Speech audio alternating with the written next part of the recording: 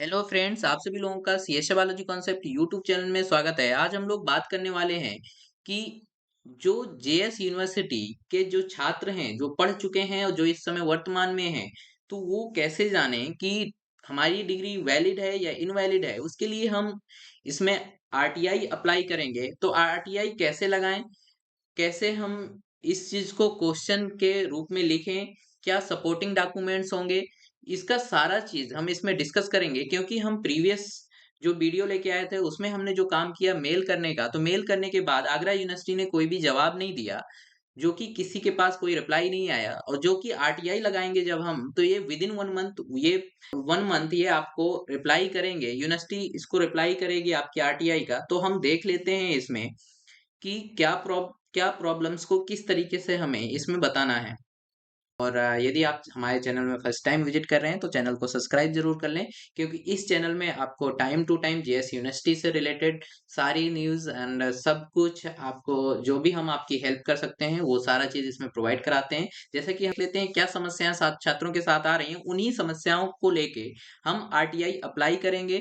तो आप क्रम से उन समस्याओं को यहाँ पे देखिए, और अगर इसमें आपकी समस्याएं नहीं हमने कंसीडर की हैं तो आप हमें जरूर बताएं। जैसा कि पहली समस्या यहाँ पे ये निकल के आती है कि जेएस यूनिवर्सिटी में कौन से डिग्री पाठ्यक्रम डिप्लोमा वैध हैं और अवैध हैं, उनके बारे में हमें सूचना उपलब्ध कराई जाए। दूसरा है आपका कि जो यूनिवर्सिटी में सत्यापन की जो प्रक्रिया है वो कब से प्रारंभ होगी और उसकी निर्धारित डेट क्या है।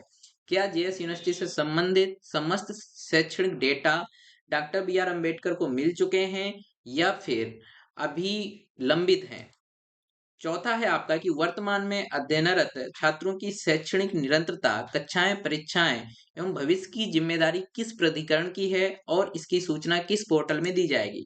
फिफ्थ आपका यहाँ पे कि जो भी जिनको डिग्री मार्कशीट नहीं मिला, वो उनको कहाँ से मिलेगा, वो कौन सा यूनिवर्सिटी देगा, किस नाम से देगा। एंड जेएस यूनिवर्सिटी की डिग्री के आधार पर जो सरकारी सेवा में कार्यरत पर्सन है उनकी मान्यता रद्द, डिग्री अवैध होने पर कोई प्रभाव पड़ेगा या नहीं, संबंधित नियम आदेश की प्रति दी जाए।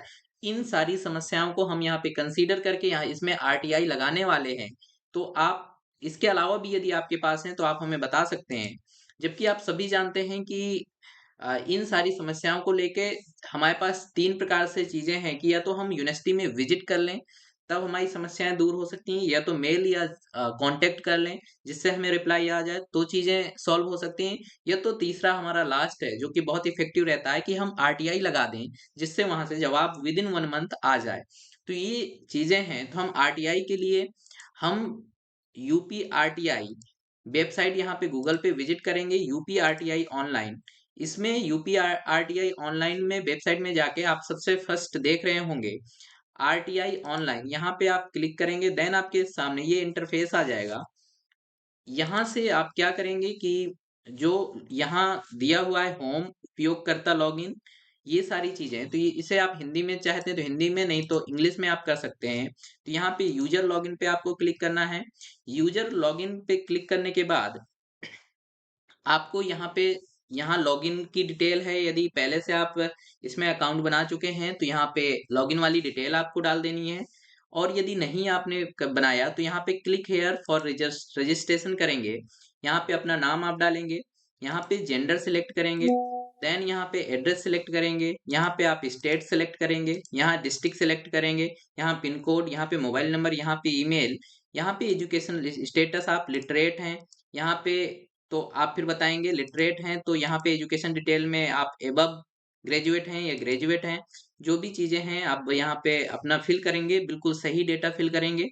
इसके बाद आप बीपीएल में आते हैं तो यहाँ पे यस करेंगे, नहीं आते हैं तो नो करेंगे। यदि आप बीपीएल पे आते हैं तो यहाँ पे card number, year, issue and अथॉइंग, जो इशूइंग अथॉरिटी है वो आपको यहाँ पे फिल करना होगा। देन यहाँ पे आपको पासवर्ड बनाना होगा, पासवर्ड यहाँ पे कंफर्म करेंगे, यहाँ पे फिल कैप्चा करेंगे, सेंड ओटीपी करेंगे, आपके मोबाइल में ओटीपी जाएगी। एंड वहां से ओटीपी करने के बाद ओटीपी फिल करेंगे। ओटीपी डालने के बाद आपको जो लॉगिन आईडी है वो आपका मोबाइल नंबर होगा और पासवर्ड होगा, जिसको लेके आप यहाँ पे डालेंगे। यहाँ पे डालने के बाद ये कैप्चा डालने के बाद आप डालेंगे, आप गेट ओटीपी पे क्लिक करेंगे। जो भी आपको ओटीपी प्राप्त होगी, यहाँ पे आपको ओटीपी को फिल कर देना है। लॉगिन करेंगे, लॉगिन करने के बाद आपको डैशबोर्ड दिखेगा। यहाँ डैशबोर्ड में submit request, first appeal and profile update and user manual and log out, ये ऑप्शन आपको दिखेंगे। इस ऑप्शन में आपको सबमिट रिक्वेस्ट पे क्लिक करना है। सबमिट रिक्वेस्ट पे क्लिक करने के बाद आपको यहाँ पे आ, कुछ इंस्ट्रक्शन दिखेंगे जिनको आपको टिक कर देना है, देन सबमिट कर देना है। सबमिट करने के बाद आपको ये इंटरफेस मिलेगा, जिसमें आपको कैटेगराइजेशन मिलेगा कि कौन से किस विभाग में आप डालना चाह रहे हैं और के उसका किसके अंडर पे वो आता है। तो यहाँ पे सिलेक्ट कर लेंगे आप यूनिवर्सिटी। देन यूनिवर्सिटी सिलेक्ट करने के बाद आपको डिपार्टमेंट सिलेक्ट करना है। तो यहाँ पे डिपार्टमेंट में आप doctor B R Ambedkar university Agra कर लेंगे, जो कि आप देख रहे होंगे यहाँ पे doctor B R Ambedkar university Agra, यहाँ पे सिलेक्ट कर लेते हैं। देन पब्लिक इंफॉर्मेशन ऑफिसर में आप एकेडमिक सेलेक्ट करेंगे, क्योंकि जैसे आपका डिग्री एंड सर्टिफिकेट्स एंड आपका डिग्री हो गया, सर्टिफिकेट हो गया, वेरिफिकेशन हो गया, ये सारी चीज एकेडमिक्स एंड रजिस्ट्रार के अंदर आता है। आप रजिस्ट्रार भी सेलेक्ट कर सकते हैं, लेकिन जब इसमें हम रजिस्ट्रार सेलेक्ट करते हैं तो रजिस्ट्रार सेलेक्ट करने के बाद यहाँ पे एरर प्राप्त होता है, जिसमें कहते हैं कि इनमें जो पीओ हैं, पब्लिक ऑफिसर हैं, इंफॉर्मेशन ऑफिसर, वो यहाँ पे इसमें मेंशन नहीं है, इसलिए ये इसको एरर पे डाल देता है। इसलिए आपको यहाँ पे एकेडमिक सेलेक्ट करेंगे। एकेडमिक सेलेक्ट करने के बाद आपको नीचे आना है। नीचे आने के बाद आपको test for RTI request application, यहाँ पे आपको एप्लीकेशन के लिए जो आपको क्वेश्चन पूछने हैं वो यहाँ पे फिल कर देना है। जैसा कि हम यहाँ पे जो भी हमारी प्रॉब्लम्स है हम उसको यहाँ पे डिस्कस करेंगे, यहाँ पे बताएंगे। सूचना पर अधिकार अधिनियम 2005 के अंतर्गत निम्नलिखित बिंदुओं पर संक्षिप्त बिंदुवार सूचना प्रदान की जाए।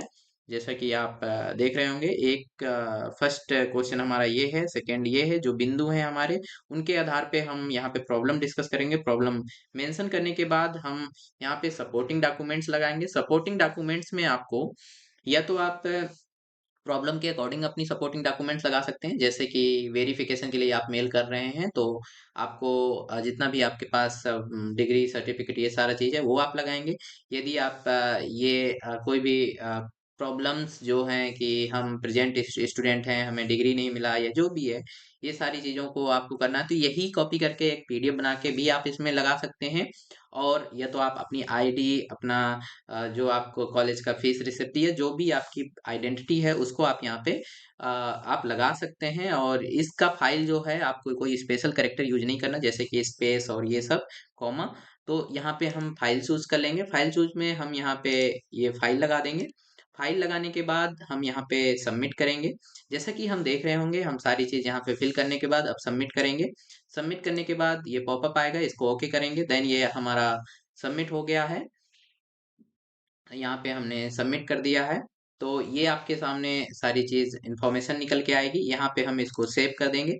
सेव करने के बाद हमारी ये जो है, तो ये आरटीआई अप्लाई हो गई है। देन इसके बाद हम जाएंगे again RTI UP RTI online पे। ऑनलाइन पे यहाँ पे क्लिक करेंगे और यहाँ पे हम लॉगिन करेंगे। लॉगिन करने के बाद हम लॉगिन किया है। लॉगिन करने के बाद हमें ये दिख रहा है कि हमने कुल आवेदन जो आरटीआई के किए हैं वो 2 किए हैं, जिसमें हम इनको जब ओपन करेंगे तो ये हमारे पास आरटीआई के आवेदन दिख जाएंगे। और जब हम इसको अगेन डैशबोर्ड पे क्लिक करेंगे तो यहाँ पे आवेदन पर कार्रवाई नहीं हुई, 2 पे जो हमने अभी जस्ट आपके सामने अप्लाई किया है। और यहाँ पे लंबित भुगतान, जब आप 10 रुपए, क्योंकि जैसे मैं बीपीएल के इसमें इंफॉर्मेशन डाल देता हूँ, तो यहाँ पे क्या है कि मेरे पास 10 रुपए नहीं लगते हैं। और यदि आप बीपीएल नहीं है तो आपको 10 रुपए का पेमेंट भी करना होगा। वो पेमेंट करने के बाद आपका आरटीआई अप्लाई हो जाएगा। स्टेटस चेक करिएगा एंड मेल पे आपको इसका जवाब आपको वैसे भी मिल जाएगा।